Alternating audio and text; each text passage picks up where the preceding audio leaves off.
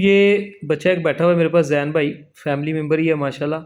और इसको दिल का मसला होता था, तो इसको फिर मैंने एक मजून मुफरा दी, उससे फ़ायदा हुआ। बेटा बताएं कैसे, कहाँ दर्द होती थी? जी माशाल्लाह मेरे दिल पे दर्द होती थी। अब माशाल्लाह दर्द नहीं होती।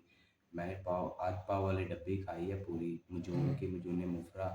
अब मुझे दर्द नहीं होती मेरे दर्द दिल कब पे। से हो रही थी आपको? 1 महीना, 2 महीने, 6 महीने? 2-3 महीने हो गए थे दर्द हो रही थी। और ये किस टाइम पे होती थी? ये तकरीबन 8 को बजे होती थी।